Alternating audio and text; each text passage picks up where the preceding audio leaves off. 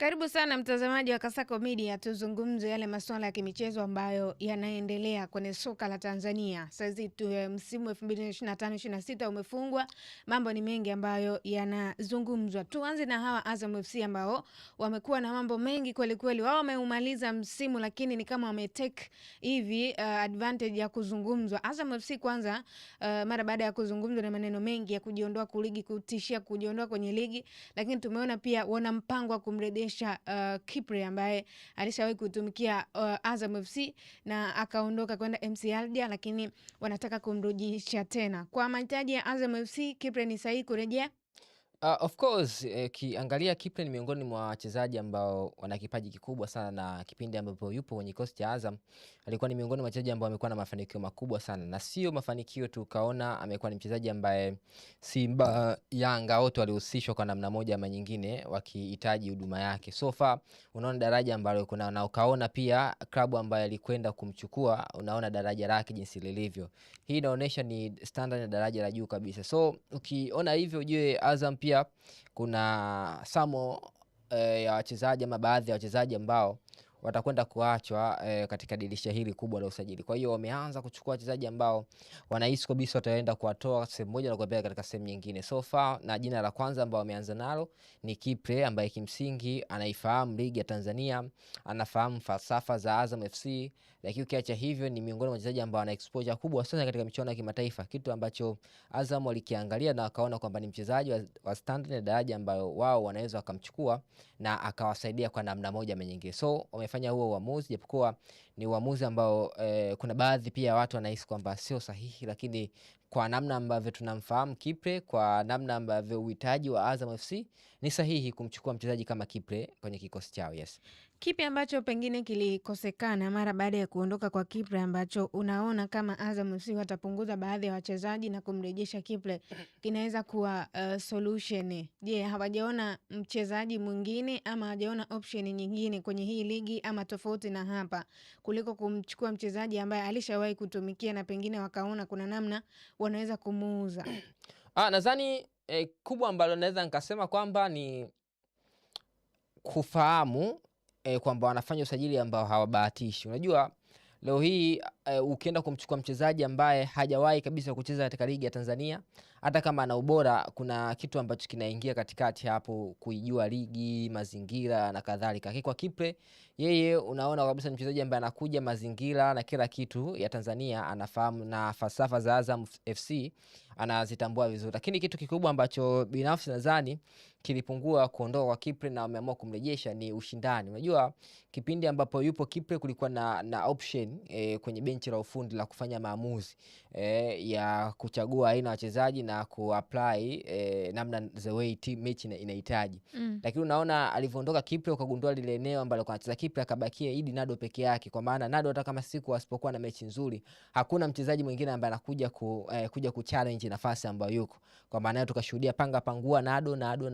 Kipindi ambapo Kipre alikuwepo nagundua kulikuwa na hayo mabadilishano. Kuna nyakati kuna muona anacheza Nado, kuna nyakati anacheza Kipre, kuna nyakati anacheza Nado, kuna nyakati anacheza Kipre, kitu ambacho kilitengeneza uimara wa kikosi. Na Azam kwa kuligundua hilo wameamua kumrejesha Kipre. Lakini ukiacha hivyo ndani yake kuna tetesi nyingi, huenda Idi Nado pia msimu huu akaondoka kikosini hicho. Kwa hiyo unagundua kwamba kuna vitu ambavyo Azam wanaendelea kujiimarisha ili wasipate ile weakness ambayo kuna baadhi ya wachezaji wakiondoka wao wakadrop, kitu ambacho wameamua kwenda kumrejesha Kipre. Kwangu mimi nadhani ni usajili mzuri kwa Azam, kwa maana kwa kile ambacho anakihitaji.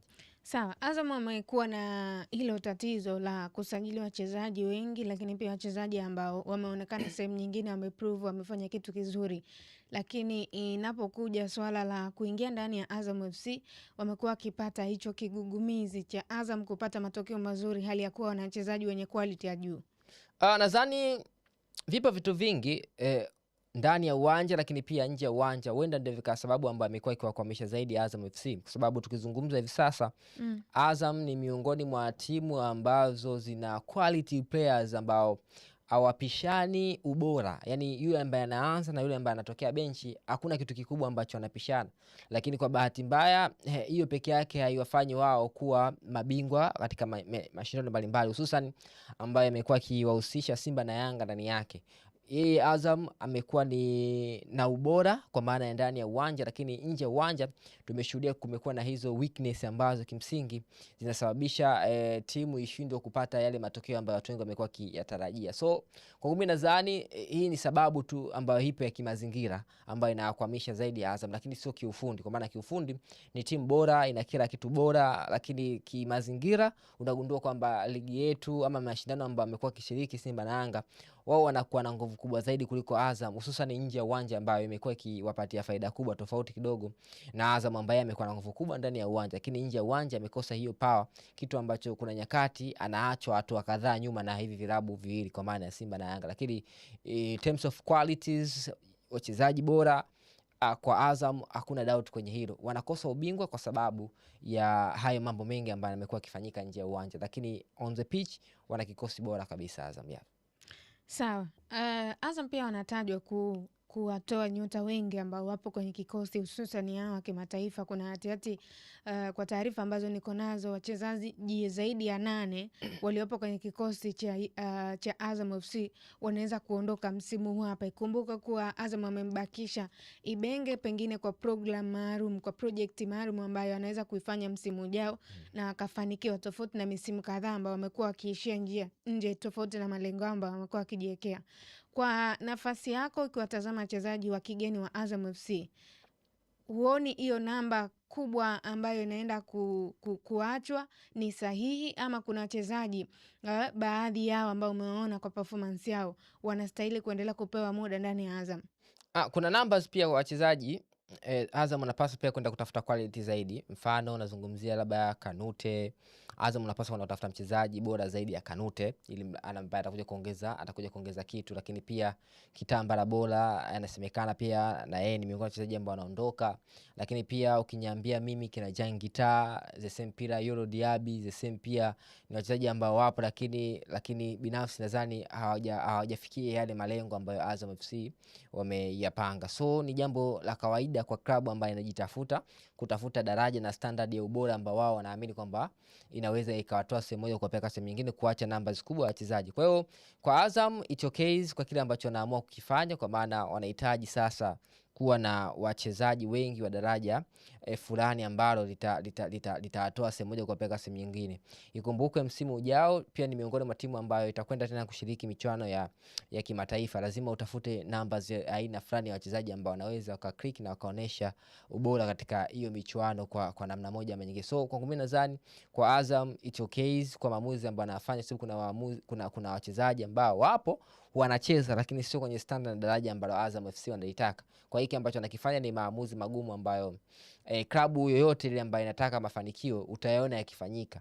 Lazima ufanye mabadiliko, utoe wachezaji kadhaa, utoe wachezaji kadhaa ili mradi timu yako iwe bora. Paka pale ambapo unapata wachezaji bora ambao wanaweza kusaidia timu. Nakumbuka Young Africans walikuwa wanasajili kila msimu zaidi ya wachezaji 10. Alafu wote wanaacha. Wanaweza kutoa msimu mzima wasajili wachezaji 10 ama 12, 13, wanaacha wachezaji 9 kwenye msimu. Kwa sababu gani? Kwa sababu wanatafuta ile quality ambayo itaweza kusaidia timu. So kwa Azam the same, wameona kwamba kuna sehemu ambapo wamekwama na wanapaswa kuboresha. So na kwenye kuboresha lazima watafuta aina fulani ya wachezaji kwa mujibu wa maelekezo ya mwalimu.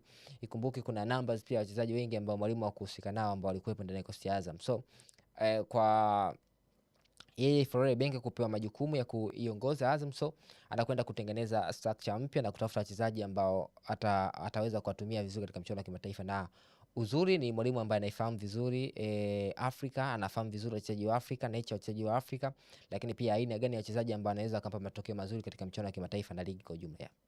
Sawa, shukrani sana Funga Meza. Asante sana.